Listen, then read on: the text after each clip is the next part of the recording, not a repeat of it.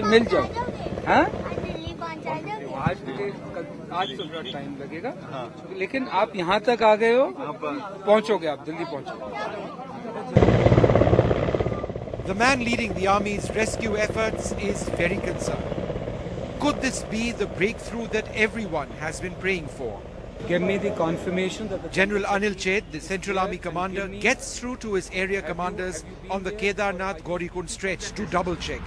The message that I have is that the jungle chatti, which was having about 150 people, stranded about 1.5 hours back when I landed there, has been fully cleared. People have been evacuated with the help of the heli bridge to the area of Gaurikund, where there is reasonable amount of shelter, there is reasonable amount of medical support and administrative and logistic facilities, and hereafter we would be looking at their evacuation from Gaurikund. But all rescue personnel here know that if the weather deteriorates, as is bound to be the case in these monsoon months, getting out stranded pilgrims on foot will be the only option. Helicopter operations will just not be possible on any consistent basis. Today the army opened a secondary land route between Badrinath and Joshimath. But there's a problem. Stranded people will have to walk at least 19 kilometers by foot. We intend to ensure that if we are left with no option, then a land plan of evacuation is in place, and based on the motivation we provide, we will personally lead these people who are stranded back to the roadheads. Here at Uttarakhand, the skies are much clearer. In fact, there was no fog around us early in the morning as well. You can see helicopters have been flying down this route to Harsil. Harsil is a place where thousands of people have been kept at a base camp. In fact, at least 2,000 people have been kept over there for evacuation. And this is one of the routes in which the Indian Air Force has managed to fly sorties right from early in the morning. Well, just before Gaurikund is Sonprayag, and you can see this is on the riverbed.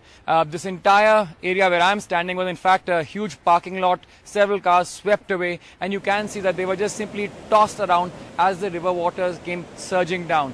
Teams now make their way here. They are trying to ensure that quickly medical aid, food can be given. These are teams from the NDRF, the ITBP, the Army. In fact, even NGOs are out here. This is the communication unit, one of the several deployed by the Army, and you can see that this is very important to how they communicate, because communication lines were completely knocked out. The reason why they are whistling is because they're warning that there's a landslide coming, and if you can just pan, even now, this particular mountain face is very unstable. It's going to be a long process to try and ensure that people come down safely.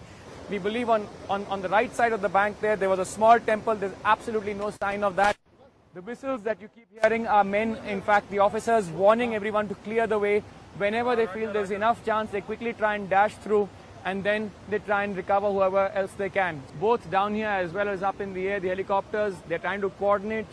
Whenever they get a little passage of time, you can see that there is one sadhu who's trying to actually walk through the rocks right in the middle. He's in a very, very dangerous position because the rocks continue to come tumbling down. In fact, they are trying to signal him to actually stop, to go back, not come through. The idea now is to ensure that whoever's stuck is rescued without any loss of life. But the weather is something that they are really worried about. It changes up here in the mountains very quickly.